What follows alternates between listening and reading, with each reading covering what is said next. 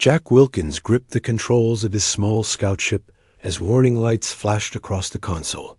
The ion storm had appeared out of nowhere, battering his vessel with invisible waves of energy that played havoc with his navigation systems. "Come. On. Hold together," he muttered, though no one could hear him in the emptiness of his cockpit. Jack had been alone for the 3 months since leaving Earth's outer colony on Titan.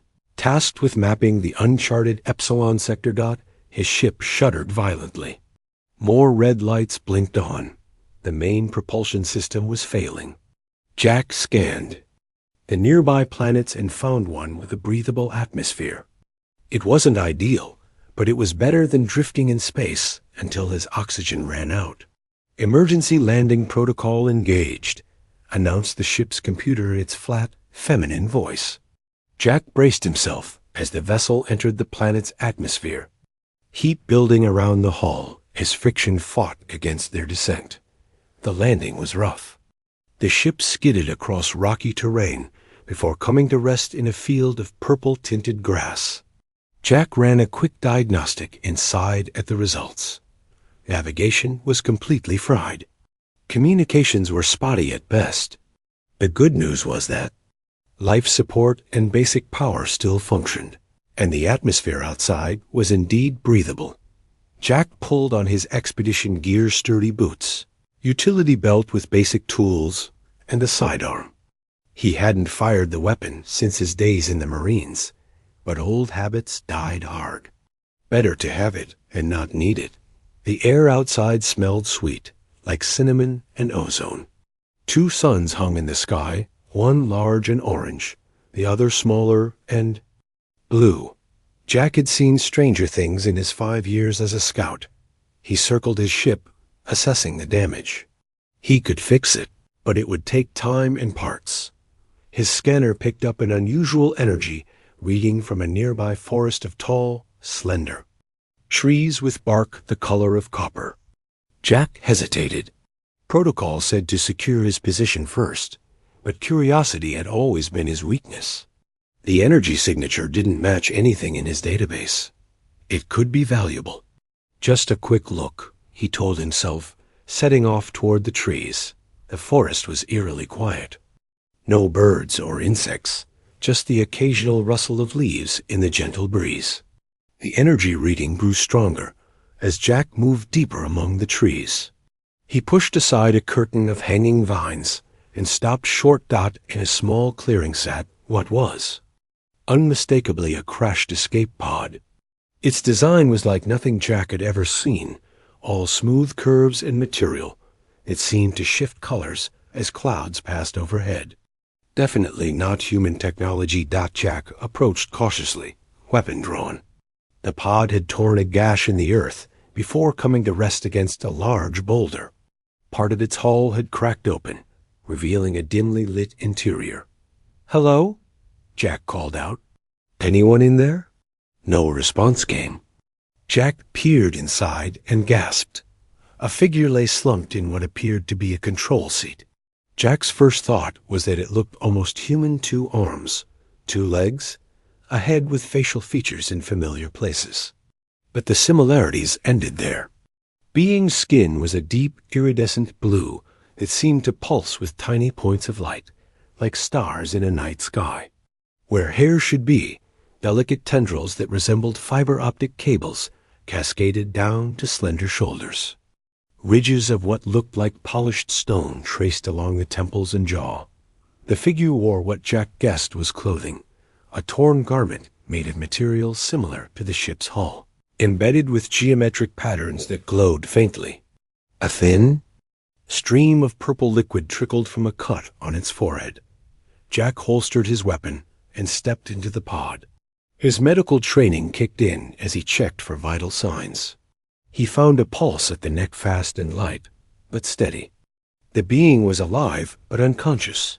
He noticed small details that suggested this was a female of her species. The delicate structure of her face, the curves of her form beneath the damaged ceremonial outfit. Around her neck hung a pendant with a symbol that pulsed with energy, the source of the reading his scanner had detected. Jack weighed his options. He couldn't leave her here, injured and vulnerable. But bringing an unknown alien back to his ship carried its own risks. In the end, his humanity won out over caution. "Don't worry," he said, knowing she couldn't hear him. "I'm going to help. You." He carefully lifted her from the seat. She was surprisingly light, as if her bones were hollow. The pendant around her neck grew warmer against his chest as he carried her through the forest, back toward his ship. Inside the ship, Jack placed her on his sleeping cot and used his medical kit to clean and dress her wound. A purple fluid seemed to be her version of blood. He set up a basic biomonitor, though it was calibrated for humans, and gave strange readings for her physiology. 3 hours passed before she began to stir. Jack was organizing repair parts when he heard a soft gasp. He turned to find her awake, pressed against the wall, her eyes wide with fear. Those eyes were remarkable, entirely silver, with no visible pupils, yet clearly focused on him. "It's okay," Jack said, raising his hands to show he meant no harm. "You're safe." The alien's response was a stream of musical sounds that his translator couldn't process. She touched her pendant, which glowed brighter, and then pointed at Jack's communication unit on the table. Jack understood. He handed it to her carefully. She examined it for a moment, then did something to its circuits with her long, slender fingers. When she spoke again, the unit translated. "What manner of creature are you? Where am I?" "I'm human," Jack replied. "My name is Jack Wilkins. I found you injured in your escape pod and brought you to my ship. We're on an uncharted planet in the Epsilon sector." The translator converted his words into the same musical language she had spoken. Her posture relaxed slightly, though her eyes remained wary. "Human," she repeated through the translator. "We have observed your kind from afar, but never made contact. I am Lyria, heir to the Azurian Collective." "Azurian Collective? I've never heard of it." "We have ensured you would not," Lyria said. "Until now, the High Council deemed humans too unpredictable for direct interaction." Jack tried to process this. An advanced alien civilization had been watching humanity without their knowledge. "What happened to you? Why were you in that escape pod?" Lyria's face changed in a way Jack interpreted as distress, despite her alien features. "Betrayal," she said.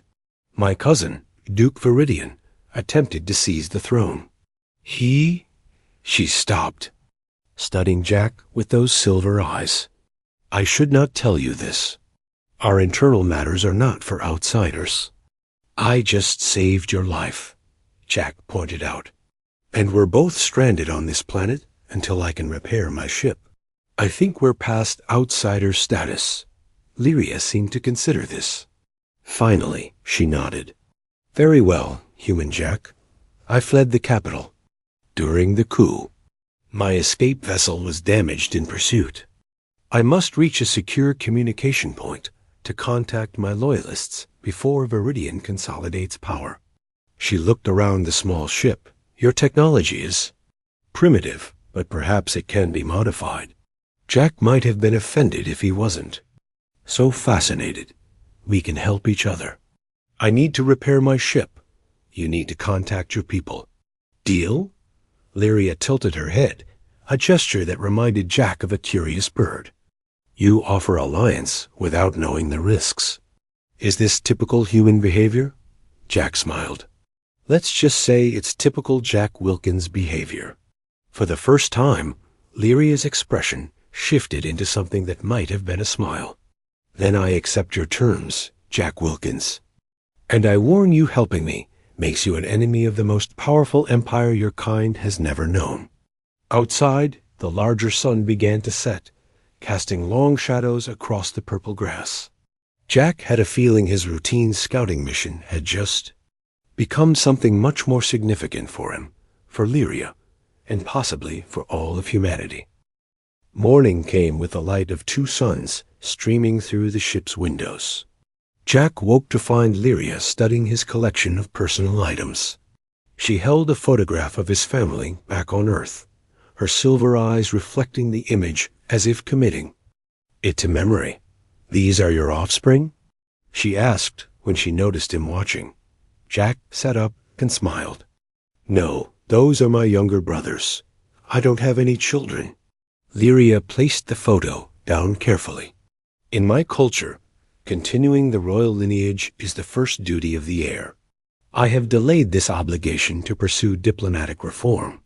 She paused. This contributed to the council's displeasure with me. Over a breakfast of emergency rations, which Lyria approached with scientific curiosity rather than appetite, they discussed their plans. Jack needed to repair his navigation system and communications array. Lyria needed to boost her pendant signal to reach her loyalist forces. "I will examine your technology," Lyria said. "Perhaps I can improve its function while you gather materials." Jack hesitated. "No offense, but I don't know if I'm comfortable with you modifying my ship's systems." Lyria's face remained still, but the tiny lights beneath her blue skin pulsed more rapidly. Jack was learning this indicated strong emotion. "You still do not trust me," she stated. "I pulled you from a crashed escape pod yesterday. Trust takes time." Lyria considered this. "Among my people, trust is a calculated risk based on mutual need.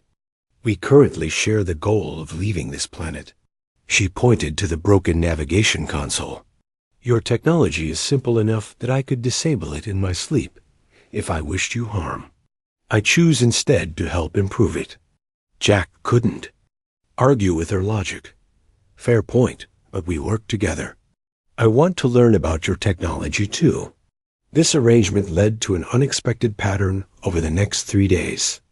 As they worked side by side repairing systems, they exchanged knowledge, and gradually, personal histories. Jack told Lyria about growing up in a small town, joining the Marines to see more of the world, and eventually becoming a scout to see more of the stars.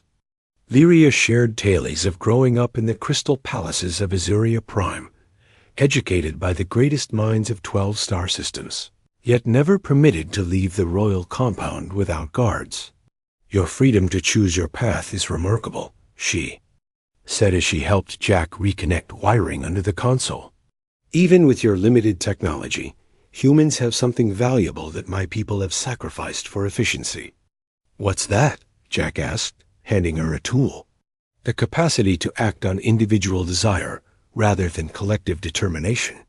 Jack watched as her slender fingers easily manipulated components that were challenging for his larger hands. "That doesn't sound like freedom. It sounds like control."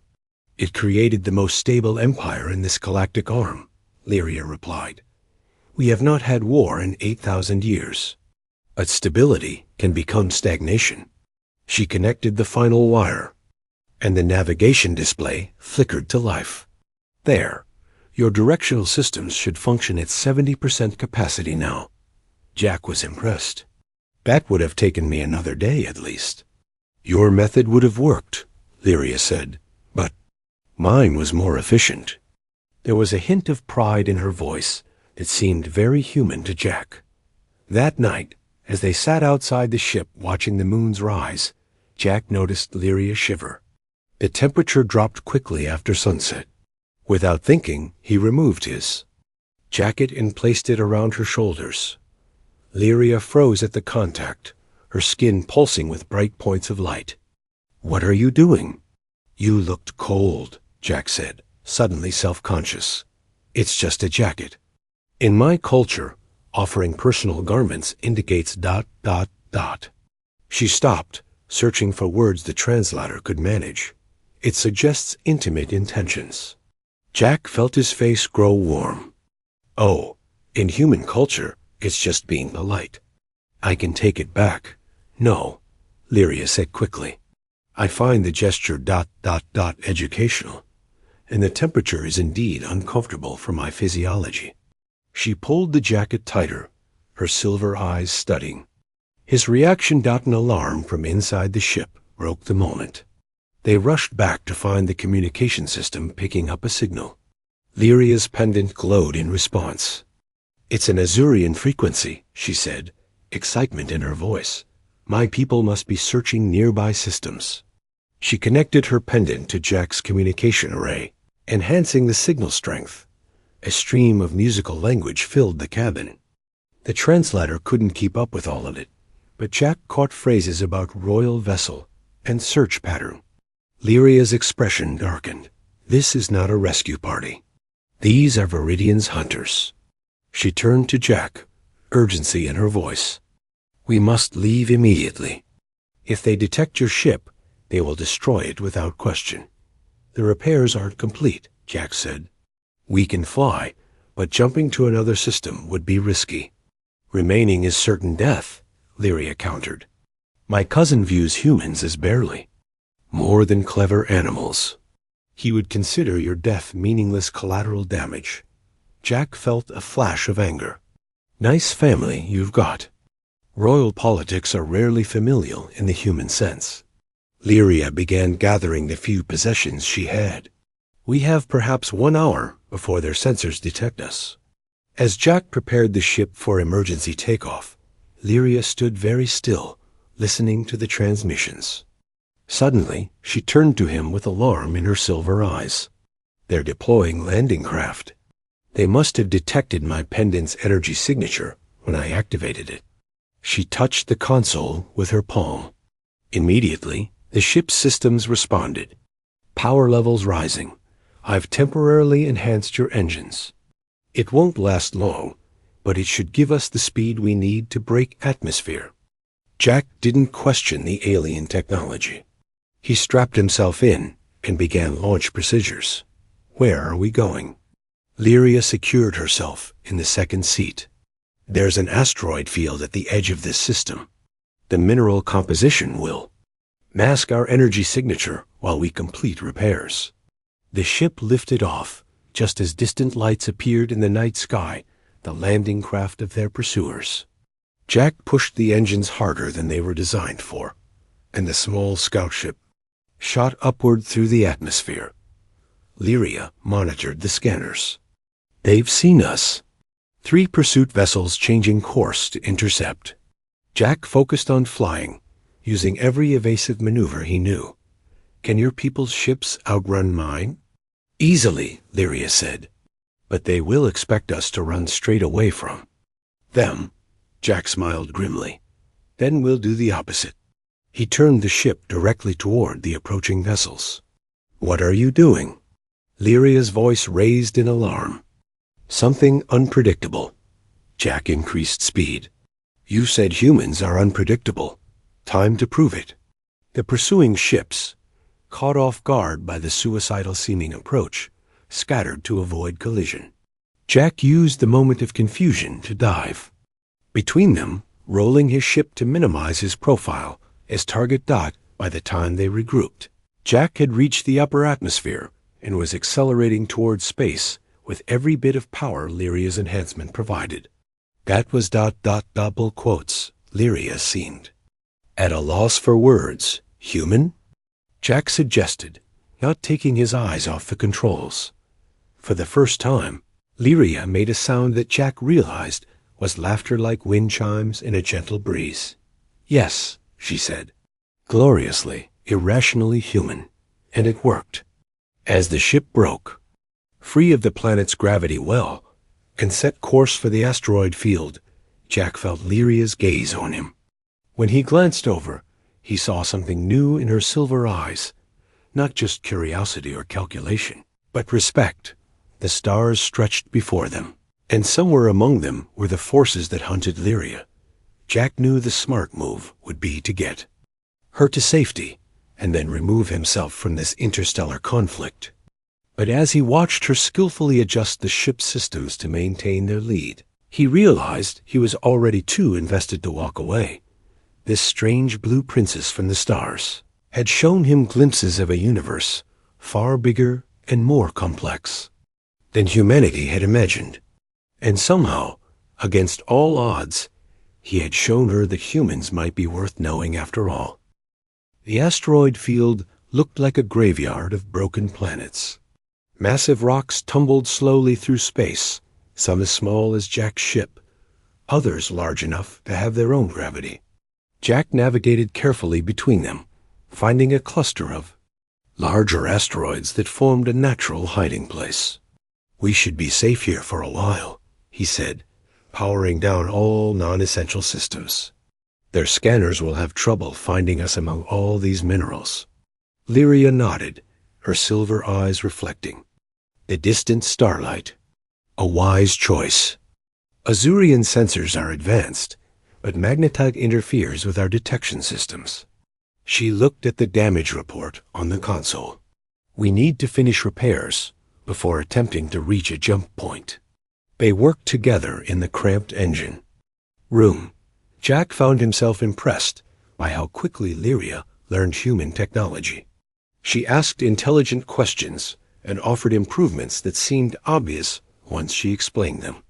"Your species shows remarkable adaptability," Lyria said, as she helped Jack replace a burned-out power coupling. "Creating functional technology despite limited resources and knowledge." Jack smiled.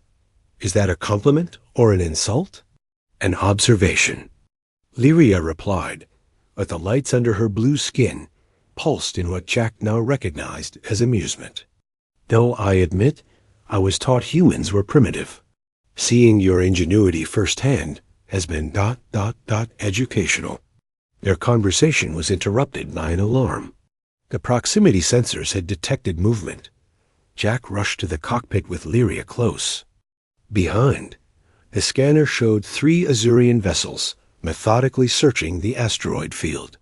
They hadn't been found yet, but it was only a matter of time. "They're being thorough," Jack muttered. "Any ideas?"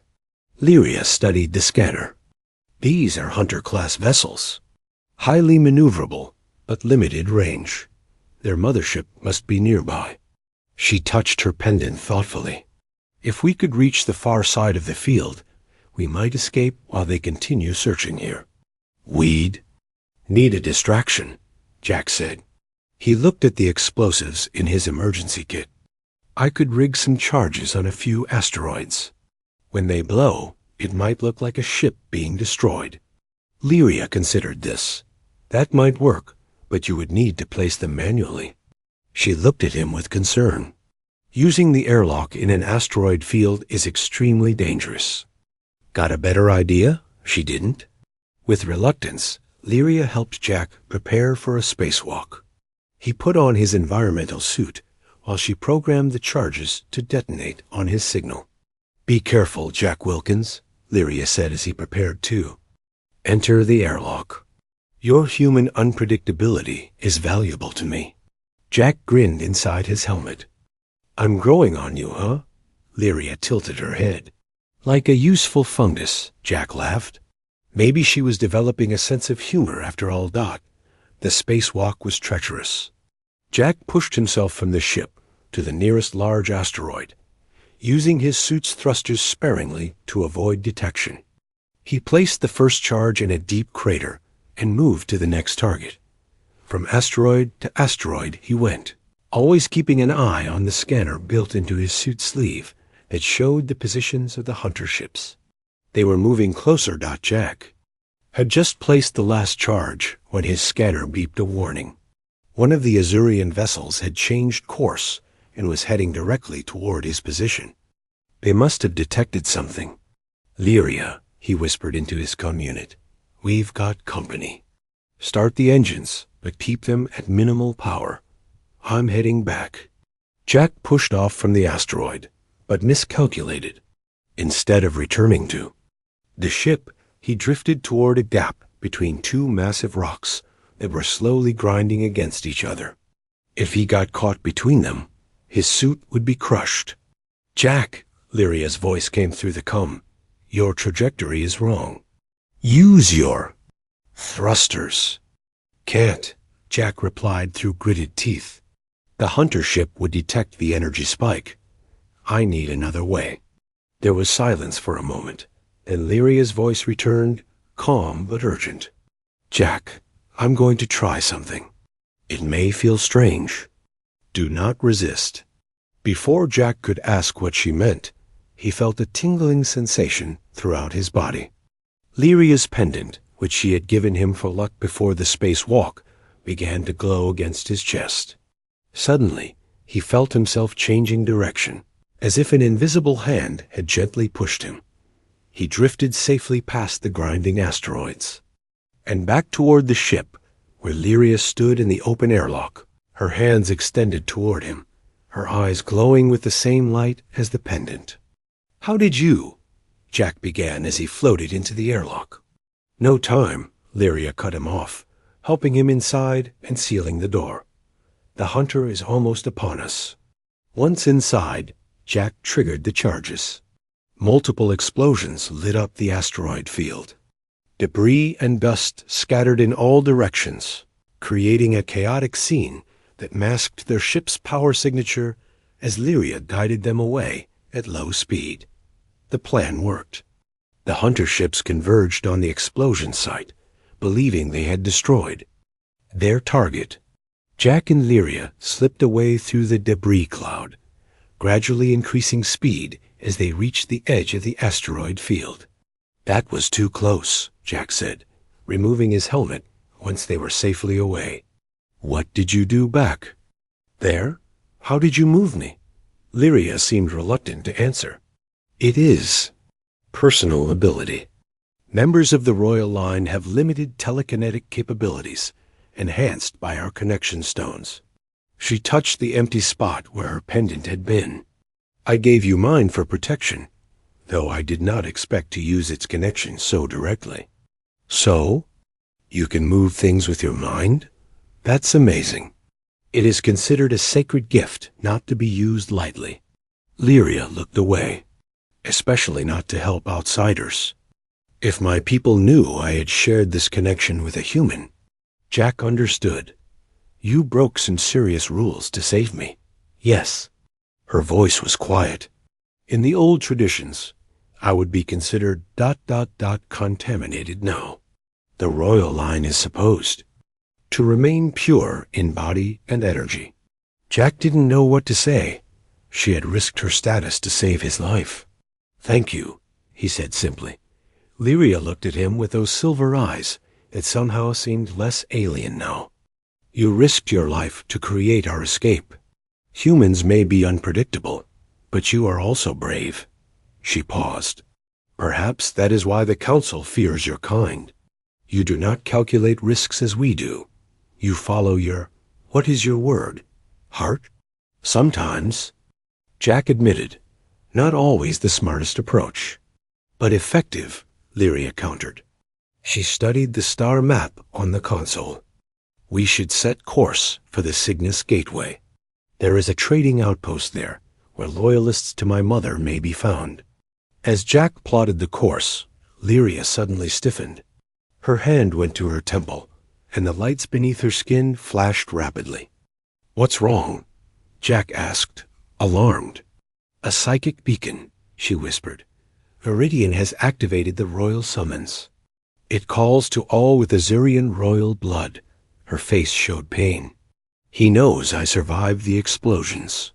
He is trying to track me through my own genetic connection to him. Can you block it?" "Not entirely. It is woven into what I am." Lyria looked at Jack with newfound urgency. "We must reach the gateway quickly. There are technologies there that can shield me from the summons." Jack pushed the engines to maximum.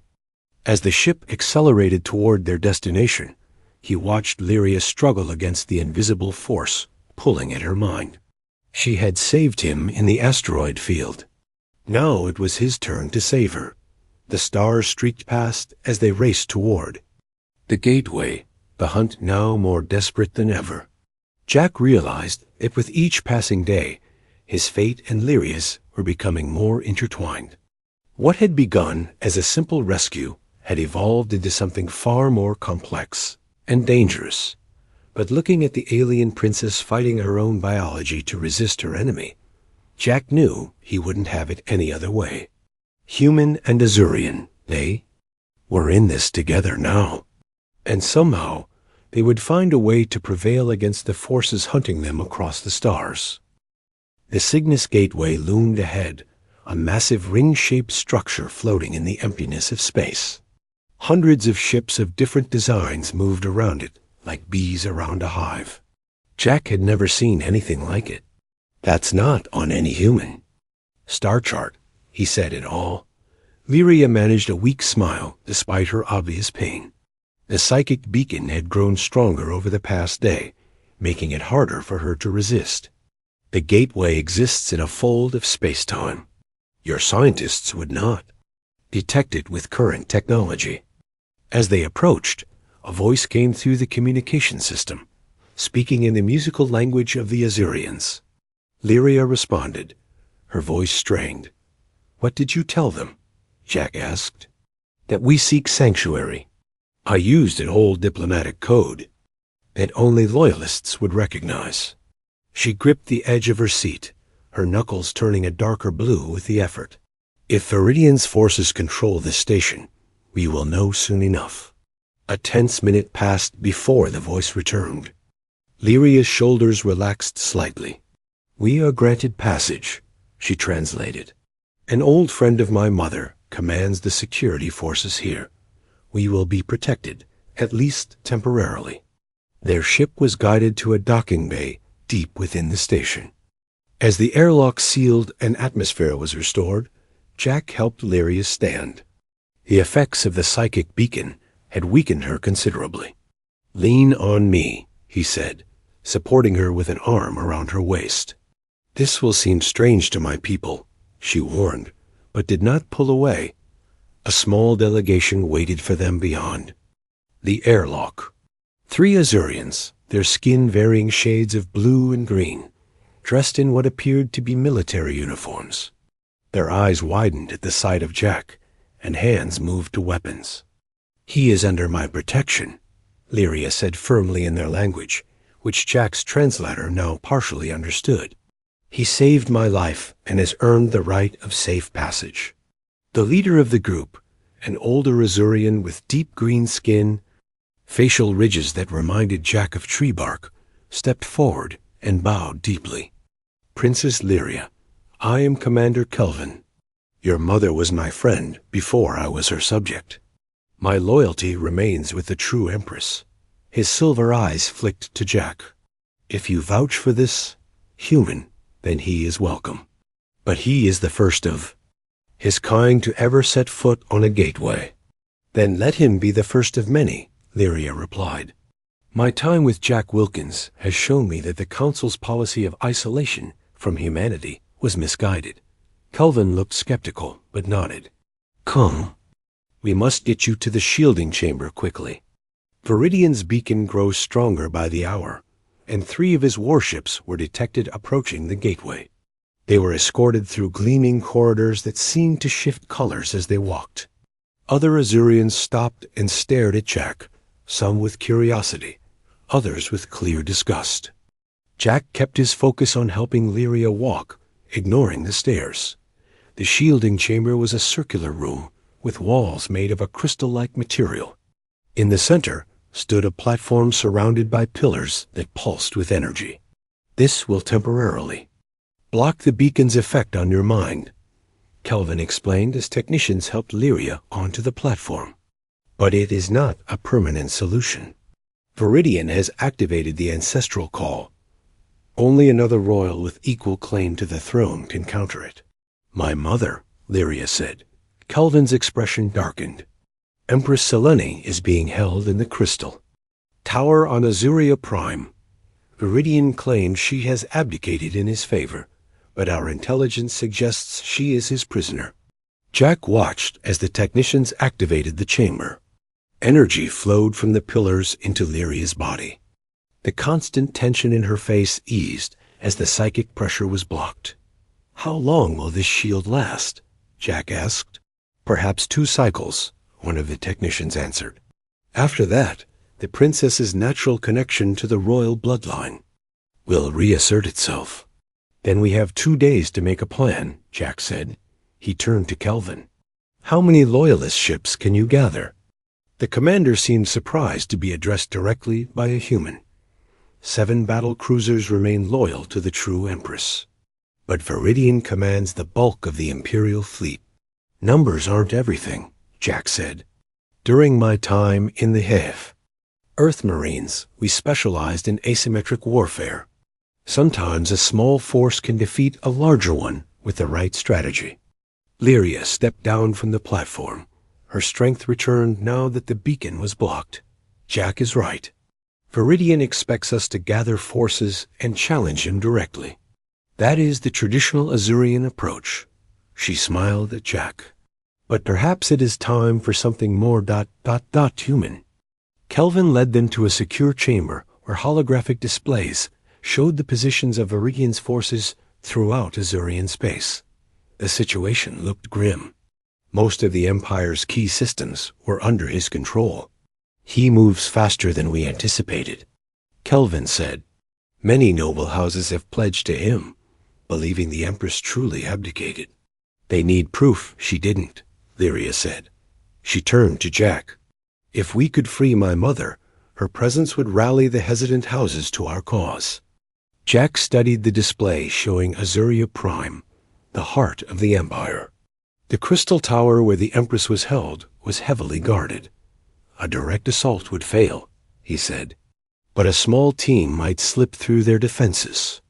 Infiltration is not the Azurian way, Kelvin objected. Which is exactly why it might work, Lyria countered.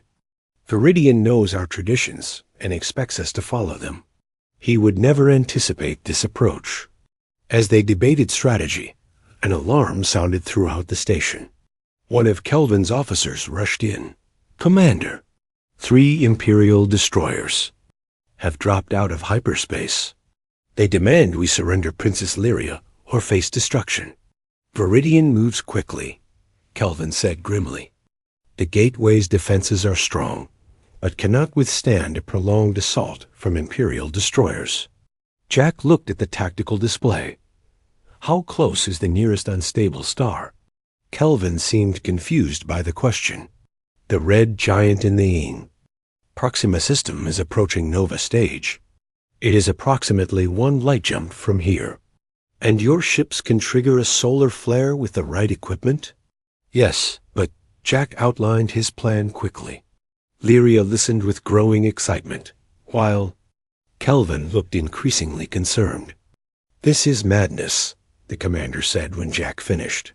The risk is too great. The risk of doing nothing is greater, Lyria replied. She placed her hand on Jack's shoulder, a gesture of trust that made the other Azurians shift uncomfortably. Prepare your fastest ship, Commander. Jack and I will draw away Viridian's destroyers. Both of you? Kelvin asked, clearly shocked that the princess would risk herself. Yes, Lyria said firmly. It is time I stopped running and began fighting. My mother would expect no less. Jack met her silver eyes and saw determination there that matched his. In the short time they had known each other, something had changed between them. They had moved beyond reluctant allies to something more partners, who trusted each other with their lives. As they prepared to board a sleek Azurian scout ship, Jack asked the question that had been on his mind. If we succeed, if we free your mother and defeat Viridian, what happens to Earth? To human-Azurian relations? Lyria paused, considering her answer carefully. That would depend on many factors. The Council has feared human unpredictability for generations. But perhaps what they feared is exactly what we need. She touched his hand briefly. One thing is certain, you have changed how at least one Azurian sees humanity. Alarms blared as Viridian's destroyers moved into attack position. Time had run out. Jack and Lyria boarded the scout ship, ready to execute their desperate plan. As the ship launched from the gateway, Jack felt a strange sense of calm.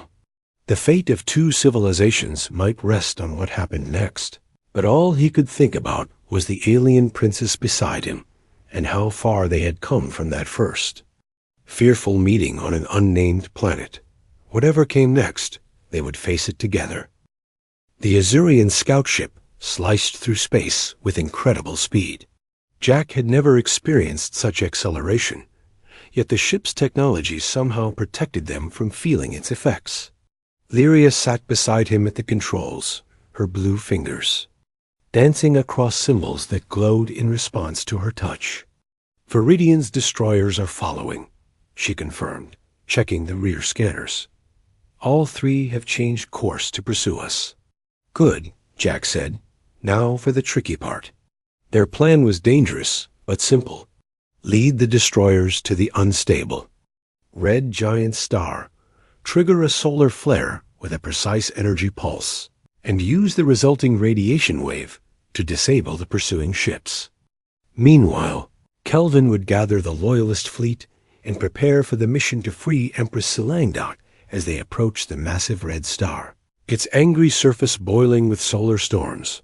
Jack felt sweat forming on his brow despite the ships. Perfect temperature control. Are you certain this will work? Lyria asked, her silver eyes reflecting the red glow of the star on their view screen. Not at all, Jack admitted. But that's the beauty of human plans. We make them up as we go. Lyria made that chiming sound that Jack now recognized as laughter. Perhaps that is why your species has survived, despite your limited technology. Your unpredictability is your strength. The destroyers were closing in, their weapons systems powering up.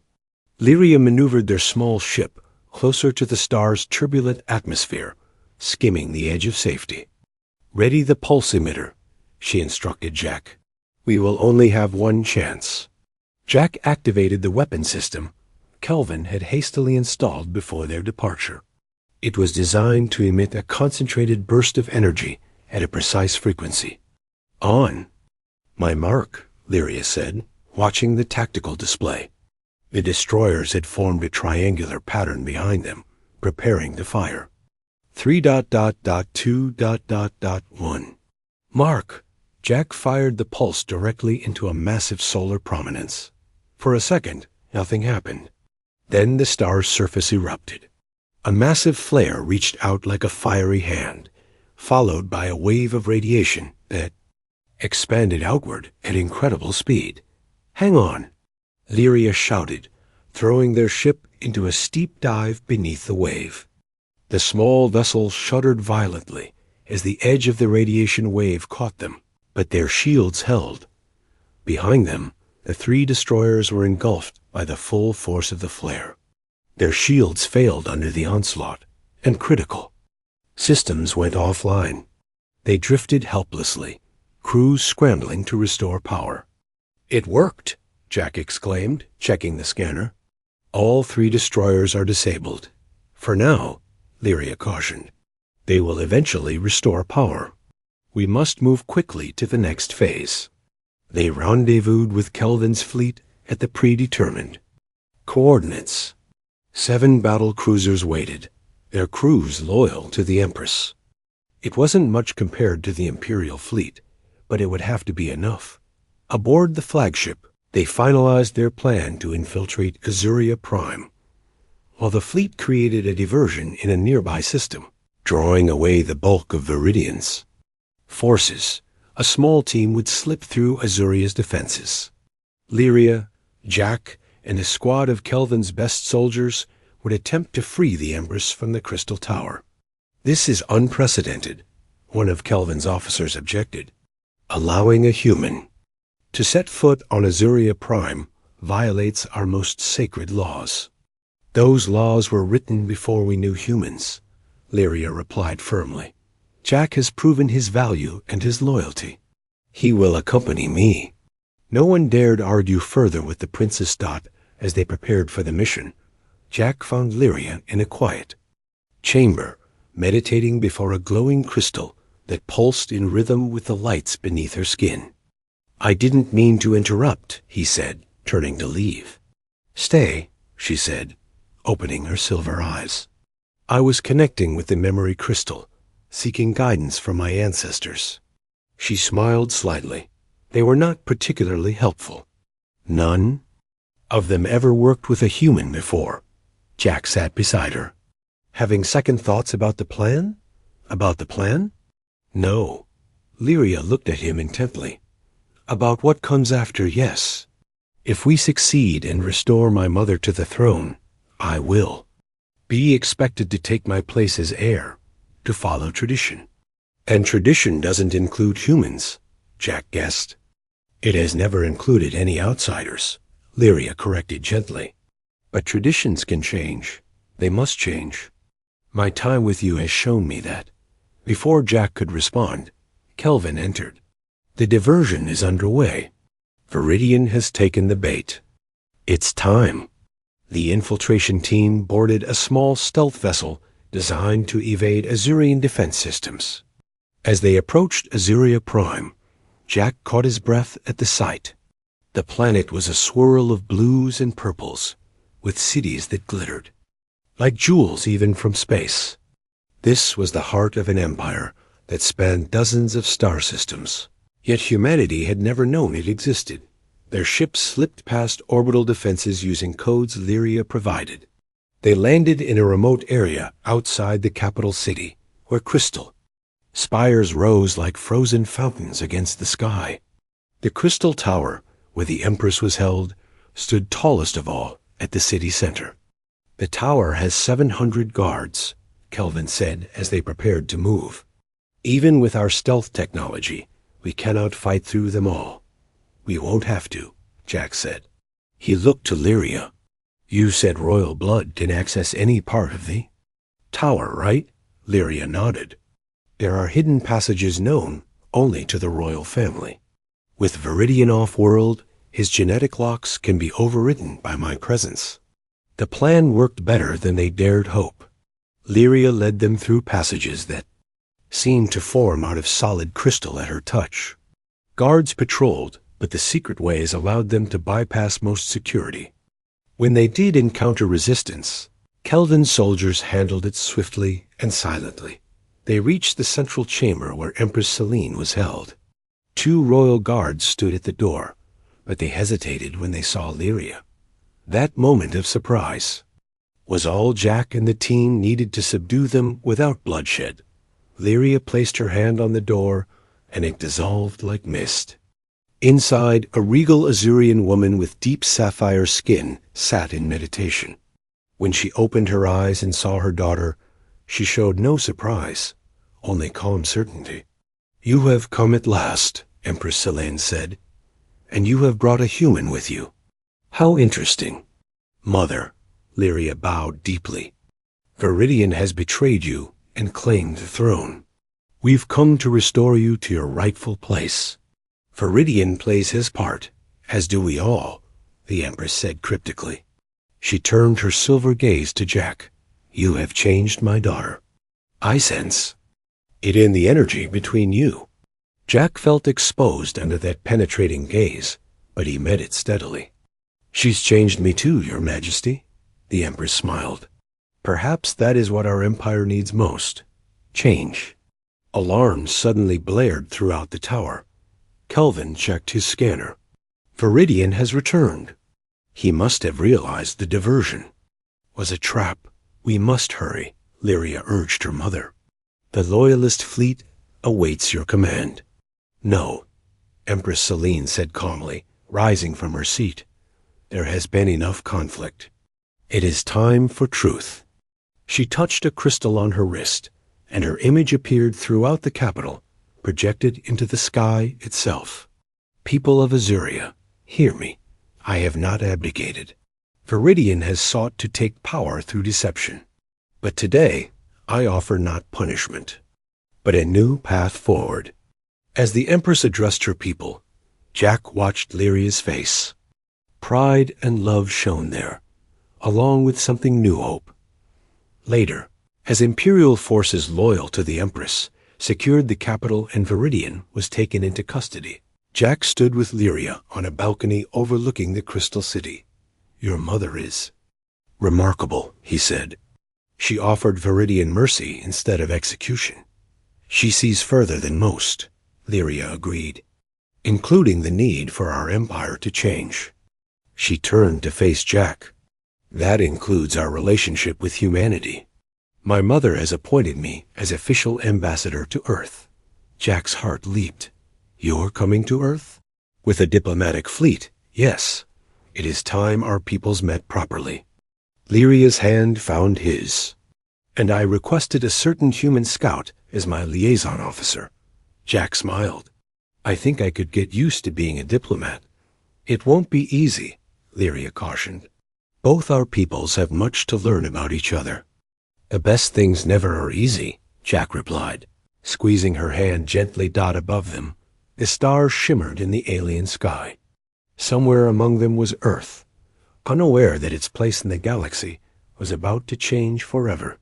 Jack thought about how a simple scout mission had led to first contact with an advanced civilization, how finding a crashed escape pod with a blue-skinned princess had altered the course of human history.